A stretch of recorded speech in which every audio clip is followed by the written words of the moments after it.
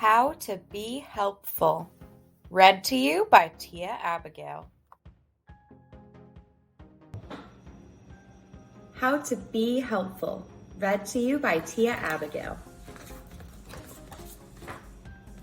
Deep in the woods, 5 friends sat to play, laughing and snacking and gabbing away. Just then little Ibex set up with a start, feeling pain inside of his heart. "Something's wrong," said Ibex with fear. "I know it inside me, the feeling is clear." All the creatures sat up to attend to the message from Ibex, their sensitive friend. "Yes, I feel it, it's getting quite strong. The woods are unhappy and something is wrong." Just then Honeybee traveled near the young crew, sniffling and crying sad tears as she flew. "What's wrong, little friend?" said Ibex with care. "Why the sad face and the tears? Will you share?" Honeybee took a deep breath as she calmed herself down. "My home is destroyed," she said with a frown. The thing about Ibex we should all learn to see, Ibex knows from the heart if things aren't as they should be. We can all be like Ibex when something is wrong. Check in with our hearts. It shouldn't take long.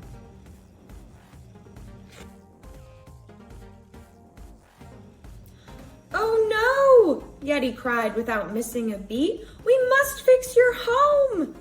As she jumped to her feet, as Yeti took off to find Honeybee's home, Honeybee sat there confused and alone. Where's Yeti going? She doesn't yet know that the problem is bigger and starting to grow. Before you get up and set out on your task, be mindful and slow down, and be sure to ask. The friends all called out to their dear Yeti kin. "Slow down and come back. Let us learn and check in. We love your fast pace and your big open heart, but be mindful and calm down. Begin at the start." Yeti came back and she slowed herself down, sitting and breathing and looking around. "I'll learn to check in with my friend like I should, because rushing ahead can do more harm than good." The friends sat together to inquire some more, and Honeybee shared the challenge in store. "I do want your help, but the problem is big. My hive fell to the ground and it snapped from a twig. My family is homeless and needing some aid.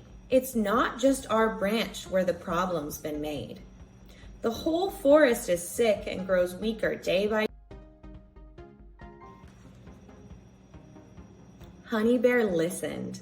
Feeling grateful, Honeybee shared, then wondered aloud how to support those who feel scared. "There are lots of big problems for us to address. What can we do that will help out the best?" The friends sat together, all feeling confused. Honey Bear turned to Bee, asking, "What do you think we should do?" Bee replied, because she'd given some thought, "Let's search all together for the source of the rot." Honey Bear had some great thoughts on this day to help out the bees in the very best way. It's important to ask how and where we should start. We can all work together, each doing our part. The friends all agreed, and Honeybee too. They took off in search of the good they could do. The friends traveled far as trees withered away, and they ended their mission down by the bay.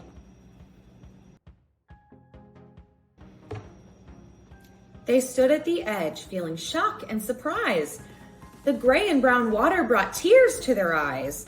The town had been dumping old berries in there, rotting and spoiling the water and air. The air was polluted, and so were the trees. That must be the source of what's hurting the bees. When the earth has been hurt, we all feel hurt too. The friends knew at once what they had to do.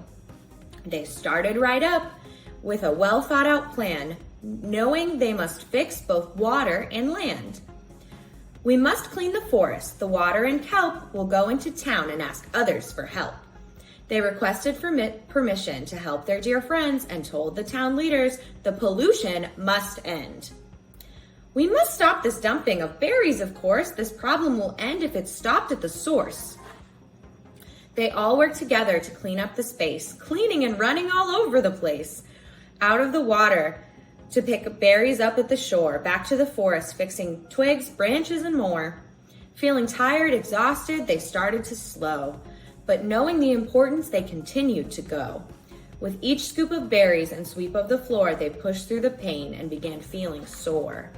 Slumber Sloth noticed that his friends needed a break. They'd forgotten themselves while cleaning the lake.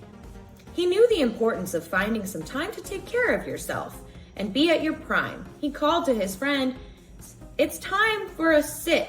Let's rest for a minute and eat for a bit." The group all sat down, including the bees, snacking and talking and leaning on trees. When working to help, remember self-care. We can solve problems better when we come up for air. Slumber Sloth checked in with himself, and his body did know our own needs are important when we're on the go.